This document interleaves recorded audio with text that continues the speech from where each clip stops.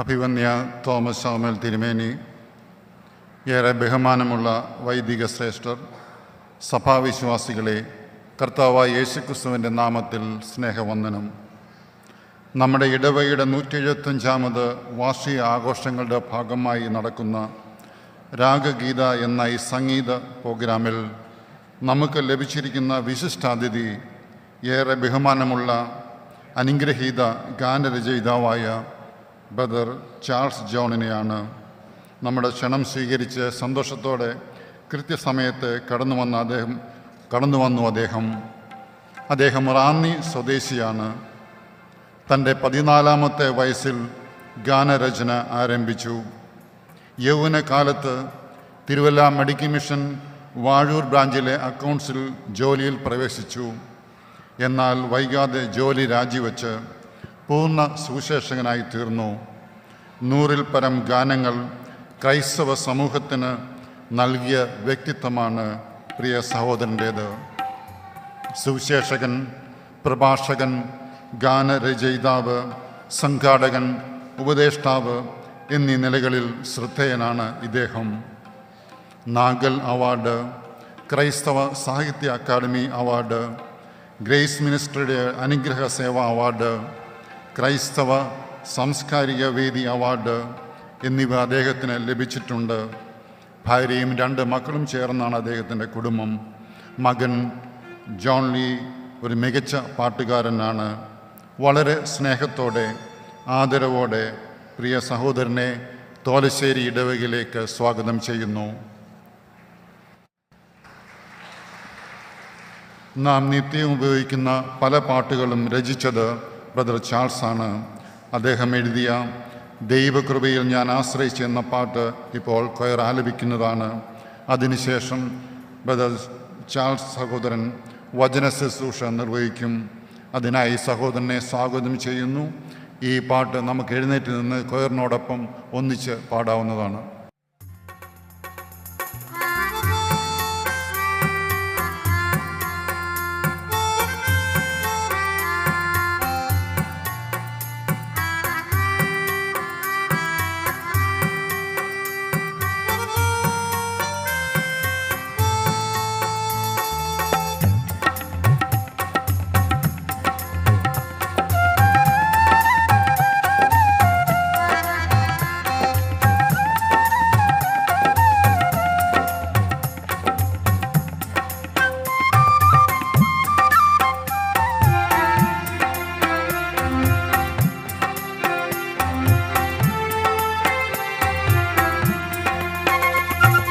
ോ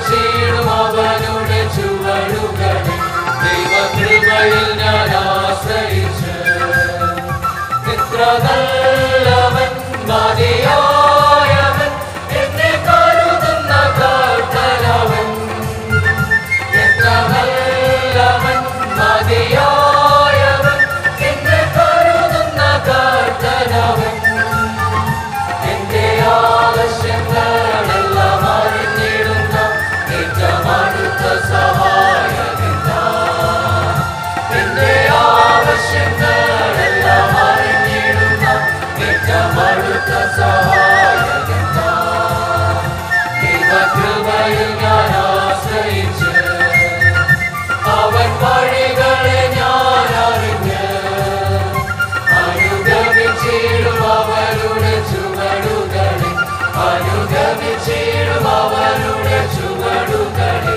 ദൈവകൃപയിൽ ഞാൻ ആശ്രയിച്ച് നിന്റെ ആയുസ്സിൻ ദിനമൊക്കെയും തന്റെ നാമമഹത്വത്തിനായി നിന്റെ ആയുസ്സിൻ ദിനമൊക്കെയും തന്റെ നാമമഹത്വത്തിനായി ഒരു കൈത്തിരി പോൽ കത്തിയെരിഞ്ഞൊരിക്കൽ തിരുമാറിൽ മറഞ്ഞിടും ഞാൻ ഒരു കൈത്തിരി പോൽ കത്തിയെരിഞ്ഞൊരിക്കൽ തിരുമാറിൽ മറഞ്ഞിടും ഞാൻ ദൈവകൃപയിൽ ഞാൻ ആശ്രയിച്ച് അവൻ വഴികളെ ഞാൻ അറിഞ്ഞ് അനുഗമിച്ചിടും അവരുടെ ചുവടുകളെ അനുഗമിച്ചിടും അവരുടെ ചുവടുകളെ ദൈവകൃപയിൽ ഞാൻ ആശ്രയിച്ച്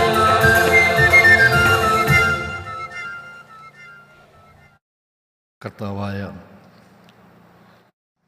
യേശുക്രിസ്തുവിൻ്റെ നിസ്തുല്യനാമം വാഴ്ത്തപ്പെടുമാറാകട്ടെ. വേദിയിലും സദസ്സിലും ആയിരിക്കുന്ന ദൈവദാസന്മാർ, സഹോദരീ സഹോദരന്മാർ, എല്ലാവർക്കും എൻ്റെ സ്നേഹ അഭിവാദനങ്ങൾ ആദ്യമായിട്ട് അറിയിക്കുകയാണ്. ഇന്ന് അനുഗ്രഹീതമായ ഈ പ്രോഗ്രാമിൽ രാഗഗീത എന്നുള്ള ഈ പ്രോഗ്രാമിൽ എളിവനായി എനിക്ക് വന്ന് സംബന്ധിക്കുവാൻ ഇടയാകുന്നതിൽ അത്യധികമായ സന്തോഷമുണ്ട്. ഇങ്ങനൊരു അവസരം എനിക്കൊരുക്കി തന്ന ഈ പ്രോഗ്രാമിൻ്റെ പിന്നിൽ പ്രവർത്തിക്കുന്ന എല്ലാ പ്രിയപ്പെട്ടവർക്കും യേശുക്രിസ്തുവിൻ്റെ വിലയേറിയ നാമത്തിൽ എൻ്റെ നന്ദിയും സ്നേഹവും ഞാൻ അറിയിക്കുകയാണ്. ഇവിടെ ഇരുന്ന സമയത്ത് എൻ്റെ ഹൃദയം വളരെ സന്തോഷിച്ചു. അപ്പോൾ തന്നെ എൻ്റെ കണ്ണുകളും നിറഞ്ഞു. കഴിഞ്ഞ ദീർഘനാളുകളായി എൻ്റെ പ്രസംഗവേദികളിൽ ഞാൻ ആവർത്തിച്ച് പറയുകയും പ്രസ്താവിക്കുകയും പാടുകയും ചെയ്യുന്ന അനുഗ്രഹീതമായ ഒരു ഗാനമാണ് യേശു എന്നടിസ്ഥാനം എന്നുള്ള ആ പാട്ട്. അതെഴുതിയ കർത്താവിൻ്റെ ദാസനെക്കുറിച്ചും അതെഴുതാനുണ്ടായ സന്ദർഭങ്ങളെക്കുറിച്ചും ഞാൻ പല വേദികളിൽ പറയാറുണ്ട്. അദ്ദേഹത്തിൻ്റെ ദൈവദാസൻ്റെ ടി ജെ ആന്ത്രോസ് അച്ഛൻ്റെ ജീവിതത്തിൻ്റെ വ്യത്യസ്തമായ അനുഭവങ്ങളിൽ താൻ എഴുതിയ മനോഹരമായ ഒരു ഗാനമാണല്ലോ അത്. ഞാൻ മനസ്സിലാക്കിയിരിക്കുന്നത് അദ്ദേഹത്തിൻ്റെ ജീവിതത്തിൻ്റെ ഒടുവിലത്തെ സമയത്ത് താൻ എഴുതിയ ഒരു ഗാനമാണ്. ജീവിതത്തിൽ അനേക പ്രതിബന്ധങ്ങൾ അനുഭവിച്ച് വേദനയുടെ നടുവിൽ, ദുഃഖങ്ങളുടെ നടുവിൽ, കണ്ണുനീരിൻ്റെ നടുവിൽ താൻ എഴുതിയ ഒരു മനോഹരമായ ഗാനം. നമുക്കറിയാം ഈ ഗാനം അതിൽ അടങ്ങിയിരിക്കുന്ന ആശയങ്ങൾ എന്ന് പറയുന്നത് എത്രയോ വലുതാണ്. ജീവിതത്തിൽ ദുഃഖങ്ങളും പ്രയാസങ്ങളും ഏറി വരുമ്പോൾ അനേകം ആളുകളും തങ്ങളുടെ ജീവിതം അവസാനിപ്പിക്കുവാൻ ഒരുമ്പെടാറുണ്ട്. എന്തിനാണ് ദൈവം ഇങ്ങനൊരു അനുഭവം എനിക്ക് തന്നത് എന്ന് ദൈവത്തോടും ചോദിക്കാറുണ്ട്. എന്നാൽ ഈ അന്ത്രയോസ് അച്ഛൻ വളരെ വേദന അനുഭവിക്കുന്ന രോഗക്കിടക്കയിൽ അദ്ദേഹം എഴുതുകയാണ്, എത്ര മധുരമവൻ, എൻ്റെ കർത്താവ് എത്ര മാധുര്യവാനാണ്. അതുതന്നെയല്ല, യേശുവാണ് എൻ്റെ അടിസ്ഥാനം, എൻ്റെ ആശ അവനിലാണ്. പ്രിയമുള്ളവരെ, ഞാൻ ഓർപ്പിച്ചതുപോലെ അനേകം ആളുകൾ അവരുടെ ജീവിതത്തിൻ്റെ വൈഷമ്യമേറിയ ഘട്ടങ്ങളിൽ ദുഃഖിക്കുകയും ജീവിതം അവസാനിപ്പിക്കാൻ ഒരുമ്പെടുകയും ചെയ്യുന്ന വേളകളിൽ ഇവിടെ ഇതാ ഒരു ദൈവദാസൻ പാടുകയാണ്, എത്ര മധുരമവൻ, എൻ്റെ കർത്താവ് എത്ര മാധുര്യവാൻ. എൻ്റെ പ്രിയമുള്ളവരെ, ഞാൻ പറയട്ടെ, ഒരു വിശ്വാസിക്ക് ദൈവത്തിൽ ആശ്രയിക്കുന്ന ഒരു ദൈവ പൈതലിന് മാത്രമേ അങ്ങനെ പാടാനും പറയാനും എഴുതാനും കഴിയുകയുള്ളൂ. നമ്മുടെയൊക്കെ ജീവിതത്തിൻ്റെ അനേക അനുഭവങ്ങളിൽ ഈ പാട്ട് നമ്മൾ പാടിയിട്ടില്ലേ? എത്രയോ പ്രിയപ്പെട്ടവരുടെ രോഗക്കിടക്കയിൽ അവരുടെ വേദനയുടെ സമയങ്ങളിൽ പ്രാർത്ഥിക്കാൻ ഒരുമ്പെടുമ്പോൾ രോഗമെന്നെ പിടിച്ചൻ ദേഹം ക്ഷയിച്ചാലും എന്നുള്ള പാട്ടിൻ്റെ അടികൾ പാടി ധൈര്യപ്പെടുത്തി നാം പ്രാർത്ഥിച്ചിട്ട് കടന്നു പോകാറില്ലേ? പ്രിയമുള്ളവരെ, ഒരു ദൈവഭക്തൻ്റെ ജീവിതത്തിൻ്റെ അനുഭവങ്ങൾ, ആഴമേറിയ അനുഭവങ്ങൾ മാത്രമല്ല, ഏതൊരു വ്യക്തിക്കും ധൈര്യപ്പെടുവാൻ കഴിയുന്ന, ആശ്വസിക്കാൻ കഴിയുന്ന മനോഹരമായ എത്രയെത്ര ഗാനങ്ങൾ ആ ദൈവദാസനിൽ നിന്ന് നമുക്ക് ലഭിപ്പാൻ ഇടയായി. ഇന്ന് മഹത്വത്തിൽ വിശ്രമിക്കുന്ന ആ ദൈവദാസനെ ഓർത്ത് ഞാൻ ദൈവത്തെ സ്തുതിക്കുകയാണ്. തന്നിൽ നിന്ന് ലഭിച്ച അനുഗ്രഹീതമായ ഗാനങ്ങൾ നാം കേട്ടുകൊണ്ടിരിക്കുകയായിരുന്നു. ഓരോ കാലഘട്ടങ്ങളിൽ ദൈവം ഓരോരുത്തരെ എഴുന്നേൽപ്പിക്കുന്നു. തൻ്റെ വേലയ്ക്ക് വേണ്ടി, തൻ്റെ ശുശ്രൂഷകൾക്ക് വേണ്ടി ദൈവം അതാത് സമയങ്ങളിൽ ഓരോരുത്തരെ എഴുന്നേൽപ്പിച്ചുകൊണ്ട് ഇരിക്കുന്നു എന്നുള്ളത് ദൈവത്തിൻ്റെ ഒരു വിശ്വസ്തതയാണ്. പ്രിയമുള്ളവരെ, ഞാനിങ്ങനെ പറയട്ടെ, ഒരു കാലഘട്ടത്തിൽ ദൈവദാസന്മാർ അവരുടെ ജീവിതത്തിൻ്റെ അനേക പ്രതിബന്ധങ്ങളുടെ നടുവിൽ അവർ എഴുതിയ മനോഹരമായ ഗാനങ്ങൾ നൂറ്റാണ്ട് കഴിഞ്ഞിട്ടും ഇന്നും അതിനൊരു ഭംഗം വരാതെ ഇന്നും അനേകം ആളുകൾ നെഞ്ചോട് ചേർത്ത് പാടുന്ന എത്രയോ അനുഗ്രഹിക്കപ്പെട്ട ഗാനങ്ങൾ. അതിനൊരു പഴക്കവും നേരിട്ടിട്ടില്ല. ഇന്നും ഈ പാട്ടുകൾ പാടിയപ്പോൾ ഒരു പുതുമയാണ് അതിനുണ്ടായത്. എന്നാൽ അനേക പാട്ടുകൾ എഴുതി അധികം താമസിക്കാതെ തന്നെ അത് ഇല്ലാതെ പോകുന്ന, തീർന്നു പോകുന്ന അനുഭവങ്ങളാണ് കാണാൻ കഴിയുന്നത്. ദൈവമക്കളെ, ദൈവദാസന്മാരെ ഓരോ അനുഭവങ്ങളിലൂടെ നടത്തുമ്പോൾ അവർ എഴുതുന്ന മനോഹരമായ ഗാനങ്ങൾ. ഞാൻ ഒരു കാര്യം കൂടെ പറയട്ടെ, ദൈവദാസന്മാരെ ദൈവം തീച്ചൂളയുടെ അനുഭവങ്ങളിലൂടെ നടത്തും. ഞാൻ അതിനൊരു അനുഭവസ്ഥനാണ്. വളരെ വിഷമമേറിയ സാഹചര്യങ്ങളിലൂടെ ദൈവം അവരെ നടത്തും. പക്ഷേ ദൈവം അവരെ അങ്ങനെയുള്ള അനുഭവങ്ങളിലൂടെ നടത്തുമ്പോൾ അതിൻ്റെ പിന്നിൽ ദൈവത്തിനൊരു വലിയ ഉദ്ദേശമുണ്ട്. നമ്മളൊക്കെ വിചാരിക്കുന്നത് നമ്മുടെ ജീവിതത്തിലെ കഷ്ടതകളോ, നമ്മുടെ ജീവിതത്തിലെ വേദനകളോ, നമ്മുടെ ജീവിതത്തിലെ ദുഃഖങ്ങളോ എന്തിനാണ് ദൈവം എനിക്ക് തന്നത് എന്ന് നമ്മൾ അറിയാതെ തന്നെ ചിലപ്പോൾ ദൈവത്തോട് ചോദിക്കാറുണ്ട്. എന്നാൽ എൻ്റെ പ്രിയ സഹോദരന്മാരെ, സഹോദരിമാരെ, ഞാനിങ്ങനെ പറയട്ടെ, ദൈവം നമുക്ക് തരുന്നതെല്ലാം നമ്മുടെ നന്മയ്ക്ക് വേണ്ടി മാത്രമാണ്. അത് തന്നെയല്ല, നമ്മളെ ഓരോ സാഹചര്യങ്ങളിലൂടെ ദൈവം നടത്തുമ്പോൾ അതിൻ്റെ പിന്നിൽ ദൈവത്തിനൊരു വലിയ ഉദ്ദേശമുണ്ട്. അതുകൊണ്ട് കർത്താവിൻ്റെ നാമം മഹത്വപ്പെടുവാൻ ഇടയാകണം. നോക്കുക, ഈ ദൈവദാസൻ പീരുമേടിൻ്റെയും അതുപോലെയുള്ള തണുപ്പേറിയ പ്രദേശങ്ങളിൽ അധ്വാനിച്ച് താൻ ഒടുവിൽ ഒരു തളർവാദ രോഗിയായി തീർന്നപ്പോൾ ഒരുപക്ഷെ ഇങ്ങനെ ചിന്തിക്കുമായിരിക്കും, ഇത്രയധികം കർത്താവിന് വേണ്ടി അധ്വാനിച്ച ഈ ദൈവദാസന് എന്തിനാണ് ഇങ്ങനൊരു കിടക്ക കൊടുത്തത്? ഞാനും ചിന്തിച്ചിട്ടുണ്ട്. എന്നാൽ അങ്ങനൊരു കിടക്ക നൽകിയതുകൊണ്ട് എന്ത് സംഭവിച്ചു? അനുഗ്രഹീതമായ ഒരു ഗാനമുണ്ടാകുവാൻ ഇടയായി. പ്രിയപ്പെട്ടവരെ, നമ്മുടെ ജീവിതത്തിൽ സംഭവിക്കുന്ന എല്ലാ കാര്യങ്ങൾക്കും ദൈവത്തിന് ഒരു വലിയ ഉദ്ദേശമുണ്ട് എന്നുള്ളത് നാം മനസ്സിലാക്കണം. അതുകൊണ്ട് എന്നെ കേൾക്കുന്ന പ്രിയപ്പെട്ടവരോട് വളരെ സ്നേഹത്തോടെ ഞാനൊരു കാര്യം ഓർപ്പിക്കട്ടെ. ചിലപ്പോൾ നമ്മൾ അറിയാതെ ദൈവത്തോട് ചോദിക്കാറുണ്ട്, ദൈവമേ എന്തിന് ഇങ്ങനെ? എന്തിന് ഈ രോഗം എനിക്ക് തന്നു? എന്തിന് ഈ കഷ്ടതയിലൂടെ ദൈവം എന്നെ നടത്തി? എന്നാൽ അതിൻ്റെ പിന്നിൽ ഒരു നന്മയുണ്ട്, അനുഗ്രഹമുണ്ട്. ആയിരങ്ങൾക്കത് അനുഗ്രഹമായിട്ട് തീരുമെന്നുള്ളതിന് യാതൊരു സംശയവുമില്ല. എൻ്റെ പ്രിയ സഹോദരൻ എന്നെക്കുറിച്ച് പ്രിയപ്പെട്ടവർ പല കാര്യങ്ങൾ പറഞ്ഞല്ലോ. ഏതാണ്ട് 100-ലധികം ഗാനങ്ങൾ എൻ്റെ ജീവിതത്തിൻ്റെ അനുഭവങ്ങളിൽ നിന്ന് ഞാൻ എഴുതിയിട്ടുണ്ട്. 14-ാമത്തെ വയസ്സിലാണ് ആദ്യത്തെ ഗാനം ഞാൻ എഴുതുന്നത്. എന്നാൽ അന്ന് എഴുതിയ ഗാനങ്ങളൊന്നും രംഗത്ത് വന്നിട്ടില്ല. എന്നാൽ ആ ചെറിയ പ്രായത്തിൽ എഴുതിയ ഒരു പാട്ടാണ് കുരിശെടുത്തൻ യേശുവിനെ എന്നുള്ള ആ പാട്ട്. അത് വളരെ ചെറുപ്പത്തിൽ ഞാൻ എഴുതിയൊരു പാട്ടാണ്, വർഷങ്ങൾക്ക് മുമ്പ്. എന്നാൽ ഈ പാട്ടുകളുടെയൊക്കെ പിന്നിൽ എനിക്കൊരു തീവ്രമായ അനുഭവമുണ്ട്. ഇപ്പോൾ പാടിയ ദൈവകൃപയിൽ ഞാൻ ആശ്രയിച്ച് 1980 ഞാൻ എഴുതിയ പാട്ടാണ്. ഞാനതിൻ്റെ അനുഭവം പറയുവാനായിട്ട് ആഗ്രഹിക്കുകയാണ്. ഞാനൊരു നല്ല ക്രിസ്തീയ കുടുംബത്തിലാണ് ജനിച്ചു വളർന്നത്. നല്ല മാതാപിതാക്കന്മാരാൽ വളർത്തപ്പെടുവാൻ എനിക്കിടയായി. എന്നാൽ എൻ്റെ 12-ാമത്തെ വയസ്സിൽ യേശു ക്രിസ്തുവിനെ എൻ്റെ രക്ഷിതാവും കർത്താവുമായി ഏറ്റുപറഞ്ഞ് സ്വീകരിക്കുവാൻ, രക്ഷിക്കപ്പെടുവാൻ ദൈവം എനിക്കിടയാക്കി.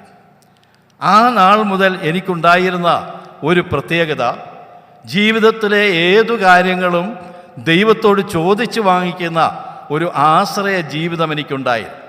വളരെ നിസ്സാരമായ കാര്യങ്ങളാണെങ്കിൽ തന്നെയും ദൈവത്തോട് ചോദിച്ച് ദൈവത്തിൽ ആശ്രയിച്ച് വാങ്ങി അനുഭവിക്കുന്ന ഒരു ആശ്രയ ജീവിതം എനിക്കുണ്ടായി. ഉദാഹരണം പറഞ്ഞാൽ, ഉടുക്കുവാൻ ഒരു കൈലിക്ക് പോലും 4 മാസം ഞാൻ പ്രാർത്ഥിച്ചിട്ടുണ്ട്. പ്രിയമുള്ളവരെ, വളരെ നിസ്സാരമായ കാര്യങ്ങളാണെങ്കിൽ പോലും അത് ദൈവത്തോട് ചോദിച്ച് വാങ്ങിച്ച് അനുഭവിക്കുന്ന ഒരു ആശ്രയ ജീവിതം എനിക്കുണ്ടായി. എന്നാൽ ഞാൻ പഠിച്ചു, എനിക്ക് ജോലിയൊക്കെ കിട്ടി.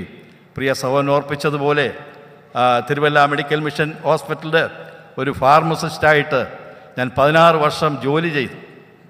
എന്നാൽ ആ ജോലിയോടുകൂടി തന്നെ സുവിശേഷ പ്രവർത്തനങ്ങളും ആത്മീയ ശുശ്രൂഷകളും നിറവേറ്റുവാൻ എനിക്കിടയായിട്ടുണ്ട്. എന്നാൽ കർത്താവിൻ്റെ വേലയ്ക്ക് വേണ്ടി പൂർണ്ണസമയം ഇറങ്ങണം എന്നുള്ള ആ വിളിയും താല്പര്യവും എനിക്കുണ്ടായപ്പോൾ 1988 എൻ്റെ ജോലി രാജിവെച്ചിട്ട് പൂർണ്ണസമയം കർത്താവിൻ്റെ വേലയ്ക്ക് വേണ്ടി ഇറങ്ങുവാൻ എനിക്ക് ഇടയായി. ഞാൻ ചുരുക്കി പറയട്ടെ, അന്ന് എനിക്ക് ഉണ്ടായിരുന്നൊരു കാര്യം ഞാൻ ഓർപ്പിച്ചല്ലോ, ദൈവത്തിൽ എനിക്ക് ആശ്രയിക്കുവാൻ ഇടയായിട്ടുണ്ട്. എന്നാൽ എനിക്ക് ജോലിയൊക്കെ കിട്ടിക്കഴിഞ്ഞ് ശമ്പളമൊക്കെ ആയി കഴിഞ്ഞപ്പോൾ എന്താ എനിക്ക് സംഭവിച്ചെന്നറിയാമോ? എനിക്ക് ദൈവത്തിലുള്ള എൻ്റെ ആശ്രയം കുറയുവാനായിട്ട് തുടങ്ങി. ഒരു ചെറിയ കാര്യമാണെങ്കിൽ പോലും ദൈവത്തോട് ചോദിച്ച് വാങ്ങിക്കുന്ന എനിക്ക് പിന്നെ എൻ്റെ മനോഗതി എന്താണ്? 1-ാം തീയതി ശമ്പളം കിട്ടുമല്ലോ, 1-ാം തീയതി ശമ്പളം കിട്ടുമ്പോൾ അതൊക്കെ സാധിക്കാമല്ലോ എന്നുള്ള ഒരു ചിന്താഗതിയിലേക്ക് ഞാൻ വന്നെത്തി. ഞാൻ ദൈവത്തോട് പ്രാർത്ഥിച്ച്, കർത്താവേ, ഒരു കാലഘട്ടത്തിൽ ഉടുക്കുവാനൊരു കൈലിക്ക് പോലും 4 മാസം പ്രാർത്ഥിച്ചിരുന്ന ഞാൻ ഇന്ന് എൻ്റെ കഴിവിലും എൻ്റെ സമ്പത്തിലും ഞാൻ അധ്വാനിച്ചതിലുമല്ലേ ഞാൻ ഇന്ന് ആശ്രയിക്കുന്നത്. അതുകൊണ്ട് ഞാൻ ദൈവസന്നിധിയിൽ വളരെ കണ്ണുനീരോടുകൂടി ഞാൻ പ്രാർത്ഥിച്ചു, കർത്താവേ, ആ പഴയ നാളുകൾ എനിക്ക് തിരിച്ചു തരണം. എനിക്ക് ദൈവത്തിൽ ആശ്രയിക്കുവാനിടയാകണം. ഒരിക്കലും ഈ ലോകത്തിലെ ഒന്നിലും ആശ്രയിക്കുവാൻ എനിക്കിടയാകരുത്. അതുകൊണ്ട് കർത്താവേ, എനിക്ക് ദൈവത്തിൽ ആശ്രയിക്കാൻ ആ പഴയ ആശ്രയ ജീവിതം എനിക്ക് തിരിച്ചു തരണം എന്ന് ഞാൻ ദൈവത്തോട് പ്രാർത്ഥിച്ചു. ദൈവകരങ്ങളിൽ എന്നെ സമർപ്പിച്ചു. ഒരാഴ്ച കഴിഞ്ഞപ്പോൾ എൻ്റെ മൂത്ത മകൻ 2 വയസ്സ് മാത്രമേ പ്രായമുണ്ടായിരുന്നുള്ളൂ, ജോൺ ലീ, വളരെ അത്യാസന്നമായ നിലയിൽ തിരുവല്ല മെഡിക്കൽ മിഷൻ ഹോസ്പിറ്റലിൽ ICUവിൽ ആക്കേണ്ടതായിട്ട് വന്നു. യാതൊരു പ്രതീക്ഷയ്ക്കും വകയില്ലാതെ ഡോക്ടർമാരെല്ലാം കൈവിട്ടു. നിങ്ങൾ പ്രാർത്ഥിക്കുന്നയാളാണല്ലോ, ദൈവം എന്തെങ്കിലും അത്ഭുതം പ്രവർത്തിക്കും എന്ന് എന്നോട് പറയുകയുണ്ടായി.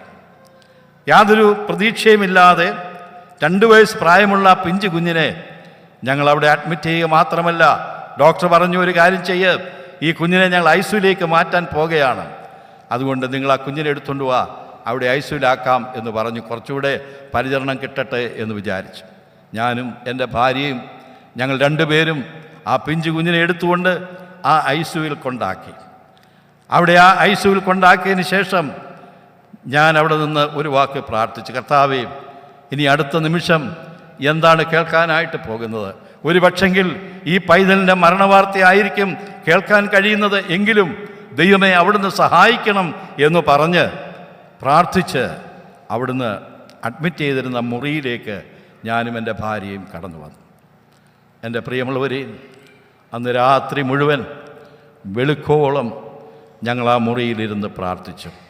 ഞാനും എൻ്റെ ഭാര്യയും ഞങ്ങൾ 2 പേരും വളരെ കണ്ണുനീരോടുകൂടി ആ മുറിയിലിരുന്നു കൊണ്ട് വളരെ വേദനയോടെ വളരെ വിഷമത്തോടുകൂടി ഞങ്ങൾ പ്രാർത്ഥിച്ചു, കർത്താവേ, ഈ പൈതലിനെ ഞങ്ങൾക്ക് തിരിച്ചു തരണം, അവിടുന്ന് അത്ഭുതം പ്രവർത്തിക്കുന്ന ദൈവമാണല്ലോ, കർത്താവേ, ഞങ്ങളെ സഹായിക്കണം എന്ന് പറഞ്ഞ് വളരെ കണ്ണുനീരോടുകൂടി പ്രാർത്ഥിച്ച് ആ മുറിയിൽ ഇങ്ങനെ അർദ്ധരാത്രിയിൽ അവിടെ ഇരിക്കുമ്പോൾ എൻ്റെ ഹൃദയത്തിൽ നിന്ന് വന്ന ഒരു അടിയാണ്, മനോവേദന, പല ശോധന, മമ ജീവിത പാത ഇതിൽ മാറാതേറിടുമ്പോൾ ആത്മനാഥനവൻ മാറിൽ ചാരി ഞാൻ ആശ്വസിക്കും. പ്രിയമുള്ളവരെ, അത് എഴുതാൻ ഒരു കടലാസ് പോലും എനിക്കവിടെ കിട്ടിയില്ല. താഴെ കിടന്ന ഒരു കീറ്റ് കടലാസ് എടുത്ത് ഞാൻ അതിലിങ്ങനെ എഴുതി. ഈ പാട്ട് എഴുതുവാനുള്ള ട്യൂണ് പോലും ദൈവത്തിൻ്റെ ആത്മാവ് അന്നെൻ്റെ ഹൃദയത്തിൽ തന്നതാണ്. രാവിലെ 8 മണിയായപ്പോൾ ഐസിയുവിൻ്റെ വാതിക്കൽ ഞങ്ങൾ ചെന്നു. അവിടെ ചെന്ന സമയത്ത് അവിടെ ഉണ്ടായിരുന്ന നേഴ്സ് ഞങ്ങളോട് പറഞ്ഞ ഒരു കാര്യം, സാറേ, ഈ കുഞ്ഞിന് വളരെ അത്ഭുതകരമായ ഒരു സൗഖ്യം കഴിഞ്ഞ രാത്രിയിൽ ദൈവം കൊടുത്തു. ദൈവത്തിന് സ്തോത്രം. വളരെ അത്ഭുതകരമായൊരു വിടുതലാണ് ദൈവം കൊടുത്തത്. നിങ്ങളുടെ കണ്ണുനീരിൻ്റെ പ്രാർത്ഥന ദൈവം കേട്ടു എന്ന് പറഞ്ഞ്, പ്രിയമുള്ളവരെ, ആ നേഴ്സ് ഞങ്ങളെ ധൈര്യപ്പെടുത്തി. ഞാൻ ചുരുക്കി പറയട്ടെ, അത് കഴിഞ്ഞ് ഏതാണ്ട് ഒരാഴ്ച കഴിഞ്ഞ സമയത്ത് ഈ പൈതലിനെയും കൊണ്ട് മടങ്ങി സൗഖ്യത്തോടെ ക്ഷേമത്തോടെ ഞങ്ങളുടെ ഭവനത്തിൽ എത്തുവാനായിട്ടിടയായി. വീട്ടിൽ ചെന്നതിന് ശേഷമാണ് എത്ര നല്ലവൻ മതിയായവൻ എന്നുള്ള ആ അടികൾ എനിക്ക് എഴുതുവാനായിട്ട് കഴിഞ്ഞത്. ഞാനിന്ന് രാത്രി ഈ കാര്യം പറയുമ്പോൾ അതിൻ്റെ തലേ ആഴ്ച ഞാൻ ദൈവത്തോട് പ്രാർത്ഥിച്ചൊരു കാര്യമുണ്ട്. കർത്താവേ, എനിക്ക് ദൈവത്തിലുള്ള ആശ്രയം കുറഞ്ഞുപോയി, എനിക്ക് ദൈവത്തിൽ ആശ്രയിക്കുവാൻ എനിക്കിടയാകണം, ആ പഴയ ആശ്രയ ജീവിതം എനിക്ക് തിരികെ തരണമെന്ന് ഞാൻ ദൈവത്തോട് ഹൃദയം തകർന്ന് പ്രാർത്ഥിച്ചപ്പോൾ ദൈവം എന്ത് ചെയ്തു? ദൈവത്തിൽ ആശ്രയിക്കുവാനുള്ള മുഖാന്തരം ദൈവം എനിക്ക് ഒരുക്കി. മോനെ, നിൻ്റെ ശമ്പളമോ നിൻ്റെ പൈസയോ ഇതൊന്നും അല്ല, നീ ദൈവത്തിൽ ആശ്രയിക്കണം. ഇതൊന്നും നിന്നെ ധൈര്യപ്പെടുത്തുന്നതല്ല, ഇതൊന്നും നിന്നെ സഹായിക്കുന്നതല്ല എന്ന് ദൈവം എന്നെ പഠിപ്പിച്ചു. അതുകൊണ്ടാണ് ഞാൻ എഴുതിയത്, ദൈവകൃപയിൽ ഞാൻ ആശ്രയിച്ചു. എൻ്റെ പ്രിയമുള്ളവരെ, 1980 ആ പാട്ട് ഞാൻ എഴുതി. അന്ന് എഴുതി കഴിഞ്ഞ് അധികം താമസിക്കാതെ തന്നെ മാരാമൺ കൺവെൻഷനിൽ ആ പാട്ടെടുത്തു. KP വിൽപ്പച്ചൻ അത് ആവശ്യപ്പെട്ടു, അതെടുത്ത് അവിടെയാണത് പാടാൻ തുടങ്ങിയത്. ദൈവത്തിന് സ്തോത്രം. ഞാൻ എഴുതിയ പാട്ടിലെ ഏറ്റവും പ്രസിദ്ധമായ ഒരു പാട്ട് അത് തന്നെയാണ്. ഞാനിത് കാര്യം ഓർപ്പിച്ചത്, ദൈവം ഒരു കഠിനമായ ശോധനയിലൂടി വിഷമങ്ങൾ കൂടി ഞങ്ങളെ നടത്തിയത് കൊണ്ട് അങ്ങനൊരു ഗാനം എഴുതാൻ കഴിഞ്ഞു. അങ്ങനൊരു അനുഭവത്തിലൂടി പോകാൻ കഴിഞ്ഞില്ലായിരുന്നെങ്കിൽ തീർച്ചയായിട്ടും അങ്ങനൊരു ഗാനം എഴുതുവാൻ ഒരിക്കലും കഴിയുകയില്ലായിരുന്നു. അപ്പോൾ ഞാൻ ദൈവത്തിന് സ്തോത്രം ചെയ്യുന്നു. കർത്താവേ, അങ്ങനൊരു അനുഭവത്തിലൂടി ഞങ്ങളെ നടത്തിയത് കൊണ്ട് അത് ദൈവമക്കൾക്ക് അനേക ആയിരങ്ങൾക്ക് ആശ്വാസമായി അനുഗ്രഹമായി തീരുവാൻ ഇടയായി. എൻ്റെ പ്രിയമുള്ളവരെ, നമുക്ക് ആർക്കും ഈ ലോകത്തിൽ ഒന്നിലും ആശ്രയിക്കുവാനില്ല. നമ്മുടെ ധനത്തിലോ നമ്മുടെ കഴിവിലോ ഒന്നിനും നമുക്ക് ആശ്രയിക്കാൻ കഴിയുകയില്ല. നമുക്ക് ആശ്രയിക്കാനുള്ളത് ദൈവത്തിൻ്റെ കൃപ ഒന്നു മാത്രമാണ്. ആ കൃപയാൽ ദൈവം നമ്മെ നടത്തും. ആ ദൈവകൃപയിൽ നമ്മൾ ആശ്രയിച്ചാൽ ഒന്നിനും ഒരു കുറവ് വരികയില്ല. ഇന്ന് രാത്രിയിൽ എന്നെ കേൾക്കുന്ന പ്രിയമുള്ളവർ, ഒരുപക്ഷെങ്കിൽ ജീവിതത്തിൻ്റെ അനേക പ്രതികൂലങ്ങളിലൂടെ പ്രയാസങ്ങളിലൂടെ മുൻപോട്ട് പോകുന്നവരായിരിക്കാം. നിങ്ങൾ ആരും അറിയാത്ത വേദനകൾ ഹൃദയത്തിൽ ഉള്ളവരായിരിക്കാം. എന്നാൽ അതെല്ലാം അറിയുന്ന ഒരു കർത്താവ് നമുക്കുണ്ട്. ആ കർത്താവിൽ നമ്മൾ ആശ്രയിക്കുമ്പോൾ ആ ദൈവം നമ്മളെ സഹായിക്കും എന്നുള്ളതിന് യാതൊരു സംശയവുമില്ല. അതുകൊണ്ട് വരുന്ന ദിവസങ്ങളിൽ നമ്മുടെ ജീവിതത്തിൻ്റെ എല്ലാ കാര്യങ്ങളും നമ്മുടെ കർത്താവിനോട് പറയാനായിട്ട് ദൈവം ഇടയാക്കട്ടെ. 1978 എഴുതിയ ഒരു പാട്ടാണ് സാധു എന്നെ കൈവിടാതെ എന്നുള്ള ആ പാട്ട്. ഞാൻ ഓർക്കുന്നുണ്ട്, ഞാൻ അനേക പരിശോധനയിലൂടെ കടന്നുപോയ ഒരു വർഷമായി. 1978 എനിക്ക് മറക്കാൻ കഴിയുകയില്ല. നാനാ പരീക്ഷകളാൽ ദുഃഖിച്ചിരിക്കേണ്ട ഒരു അവസ്ഥയായിരുന്നു അന്ന് എനിക്കുണ്ടായത്. ശാരീരികമായ രോഗം, സാമ്പത്തികമായ ബുദ്ധിമുട്ട്, അതുപോലെ മറ്റുള്ളവരിൽ നിന്നുള്ള എതിർപ്പുകൾ, നിന്ന അപമാനം, ഇതെല്ലാം അനുഭവിച്ചുകൊണ്ട് എൻ്റെ ജീവിതം തകർന്നു പോകുകയാണോ എന്ന് വിചാരിച്ച് ഞാൻ വളരെ ഭാരപ്പെട്ട ദിവസങ്ങളാണ്. ഞാൻ ഓർത്ത്, കർത്താവേ, എൻ്റെ ജീവിതത്തിൻ്റെ പടക് മുങ്ങാൻ തുടങ്ങുകയാണ്. എന്നാൽ എൻ്റെ പടകൊരിക്കലും മുങ്ങിയില്ല. കാരണം എൻ്റെ അമരക്കാരനായിട്ട് എൻ്റെ പടകിൽ എൻ്റെ കർത്താവുണ്ട്. അതുകൊണ്ടാണ് ഞാൻ എഴുതിയത്, കൊടുങ്കാറ്റും തിരമാലയും പടകിൽ ആഞ്ഞടിച്ചാലും. പ്രിയമുള്ളവരെ, സാധു എന്നെ കൈവിടാതെ എന്നുള്ള ആ പാട്ട് ആ തീവ്രമായ വിഷമ സാഹചര്യങ്ങളിലൂടെ കടന്നുപോയപ്പോഴാണ് എനിക്ക് എഴുതാനായിട്ട് കഴിഞ്ഞത്. എന്നാൽ പ്രിയമുള്ളവരെ, ഞാൻ ആ പാട്ടെഴുതി അനേകം ആളുകൾക്ക് അത് ആശ്വാസകരമായിട്ട് തീർന്നു. അനേക പ്രിയപ്പെട്ടവരെ എന്നോട് പറഞ്ഞിട്ടുണ്ട്, കത്തുകൾ അയച്ചിട്ടുണ്ട്. അതുപോലെ തന്നെ ആ ഗാനമുഖാന്തരം ചിലർ യേശു കർത്താവിനെ രക്ഷിതാവായി സ്വീകരിക്കാനിടയായിട്ടുണ്ട്. ജീവിതം അവസാനിപ്പിക്കാൻ ഒരുമ്പെട്ട ചില വ്യക്തികൾ ഈ പാട്ടിൻ്റെ അടി കേട്ടിട്ട് അവർ കർത്താവിലേക്ക് വന്ന ചരിത്രവും എനിക്കറിയാം. ഞാൻ പറഞ്ഞതിൻ്റെ കാര്യം, അന്ന് ഞാൻ കർത്താവിനോട് ചോദിച്ചു, കർത്താവേ, എന്തിനാണ് ഈ കഠിനമായ ശോധനയിലൂടെ എന്നെ ദൈവം നടത്തിയത്? എന്നാൽ ഞാൻ ഇന്നും തിരിഞ്ഞു നോക്കി ദൈവത്തെ സ്തുതിക്കുന്നു. കർത്താവേ, 1978 സ്തോത്രം. അന്ന് എന്നെ ആ കഷ്ടതയിലൂടെ, ദുഃഖങ്ങളിലൂടെ ദൈവം എന്നെ നടത്തിയതുകൊണ്ടാണല്ലോ അങ്ങനൊരു ഗാനം എഴുതുവാൻ ഇടയായത്. അല്ലായിരുന്നെങ്കിൽ അങ്ങനൊരു ഗാനം എനിക്ക് എഴുതാൻ കഴിയുകയില്ലായിരുന്നു. ദൈവത്തിന് സ്തോത്രം. പ്രിയമുള്ളവരെ, ഞാൻ ആദ്യം ഓർപ്പിച്ചതുപോലെ ദൈവം നമുക്ക് തരുന്നതിനെല്ലാം ദൈവത്തിന് ഒരു വലിയ ഉദ്ദേശമുണ്ട്. ദൈവത്തിൻ്റെ അനുഗ്രഹങ്ങൾ, ദൈവത്തിൻ്റെ നന്മകൾ നാം അനുഭവിക്കുമ്പോൾ നാം ഒരിക്കലും ദൈവത്തെ മറന്നു കളയരുത്. നമുക്ക് ദൈവത്തിൽ ആശ്രയിക്കാം. ഇതുപോലെ ഒരുപാട് അനുഭവങ്ങൾ എനിക്ക് പറയാനായിട്ടുണ്ട്. എൻ്റെ സമയം തീരുകയാണ്. എൻ്റെ പ്രിയമുള്ളവരെ, ഇന്ന് നമ്മുടെ ജീവിതത്തിലേക്കൊന്ന് തിരിഞ്ഞു നോക്കാം. കഴിഞ്ഞ നാളുകളിൽ അനേക ദൈവദാസന്മാർ അവരുടെ ജീവിതത്തിൻ്റെ തീവ്രമായ അനുഭവങ്ങളിലൂടെ എഴുതിയ മനോഹരമായ ഗാനങ്ങൾ നൂറ്റാണ്ടുകൾ കഴിഞ്ഞിട്ടും അതിനൊരു ഭംഗവും വരാതെ ഇന്ന് നമ്മുടെ നെഞ്ചോട് ചേർത്ത് നാം പാടുന്നു. എപ്പോൾ പാടിയാലും അതിനൊരു പുതുമയുണ്ട് എന്നുള്ളതിന് സംശയമില്ല. ദൈവദാസന്മാർ അവരുടെ ജീവിതത്തിൻ്റെ അനുഭവങ്ങൾ എത്രയോ വലുതായിരുന്നു. നമുക്കറിയാം, സാധു കൊച്ചുഞ്ഞുപദേശി, എം ഇ ചെറിയാൻ സാറ്, അതുപോലെയുള്ള അനേക ദൈവദാസന്മാർ അവരുടെ അനുഭവങ്ങളിൽ എഴുതിയ എത്രയെത്ര ഗാനങ്ങൾ നാം പാടിയെന്ന് ആശ്വസിക്കുന്നു. അനേകരും നിത്യയിലേക്ക് ചേർക്കപ്പെട്ടു. ദൈവം എന്നെയും ഈ ഭൂമിയിൽ നിലനിർത്തിയിരിക്കുന്നു. ഒന്ന് മാത്രം ഞാൻ ആഗ്രഹിക്കുന്നു, ഇതിൻ്റെ ഒന്നും മഹത്വം എനിക്കല്ല, കർത്താവിനും മാത്രമാണ്.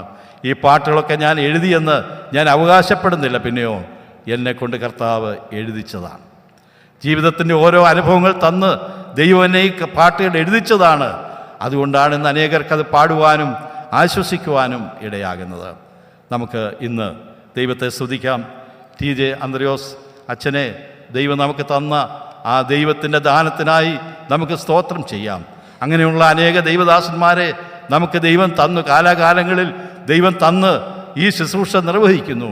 ഇന്ന് നമ്മുടെ മധ്യത്തിൽ മനോഹരമായ ഗാനങ്ങൾ എഴുതുന്ന അനേക ദൈവദാസന്മാരുണ്ട്. അവരുടെ ഒന്നും പേര് പറയാൻ ഞാൻ ആഗ്രഹിക്കുന്നില്ല. അവരെയൊക്കെ ദൈവം അനുഗ്രഹിക്കട്ടെ. ദൈവമക്കളെ, നമുക്കും വരുന്ന ദിവസങ്ങളിൽ കർത്താവിനെ പാടി മഹത്വപ്പെടുത്തുവാൻ, ഗാനങ്ങളിലൂടെ കർത്താവിൽ ആശ്വസിക്കുവാൻ, ധൈര്യപ്പെടുവാൻ ദൈവം നമ്മെ സഹായിക്കട്ടെ. നമുക്ക് കർത്താവിൽ ആശ്രയിക്കാം. അവൻ്റെ വഴികളെ നമുക്കറിയാം. എത്ര നല്ലവൻ, മതിയായവൻ എന്ന് നമുക്ക് കർത്താവിനെ രുചിച്ചറിയാം. ജീവിതത്തിൻ്റെ ശോധനകളും വേദനകളും വരുമ്പോൾ ഒരിക്കലും നിരാശപ്പെട്ടു പോകാതെ ധൈര്യപ്പെട്ട് നമുക്ക് മുന്നോട്ട് പോകുവാൻ ദൈവം നമ്മെ ഓരോരുത്തരെയും സഹായിക്കട്ടെ. ഇങ്ങനൊരവസരം എനിക്കൊരുക്കി തന്ന എല്ലാ പ്രിയപ്പെട്ടവരോടും കർത്താവിൻ്റെ നാമത്തിൽ എൻ്റെ നന്ദിയും സ്നേഹവും ഒരിക്കൽ കൂടി അറിയിച്ചു കൊടുക്കുന്നു. വളരെ മനോഹരമായ ഗാനങ്ങൾ പാടുന്ന എൻ്റെ പ്രിയപ്പെട്ടവരെ ഓർത്ത് ഞാൻ ദൈവത്തെ സ്തുതിക്കുന്നു. അവരോടുള്ള നന്ദിയും ഞാൻ അറിയിക്കുന്നു. ഇവിടെ ഇരിക്കുന്ന വൈദിക ശ്രേഷ്ഠന്മാർ, സഹോദരി സഹോദരന്മാർ എല്ലാവരെയും ഓർത്ത് സ്തോത്രം ചെയ്യുന്നു. എല്ലാവരെയും വരുന്ന ദിവസങ്ങളിൽ ദൈവം അനുഗ്രഹിക്കട്ടെ. എളിവനായ എന്നെയും നിങ്ങളുടെ പ്രാർത്ഥനയിൽ ഓർക്കണം എന്ന് അപേക്ഷിച്ചുകൊണ്ട് ഞാൻ എൻ്റെ വാക്കുകളോട് സംഹരിക്കുന്നു. കർത്താവിൻ്റെ വിലയേറിയ നാമം എന്നും എന്നേക്കും വാഴ്ത്തപ്പെടുമാറാകട്ടെ.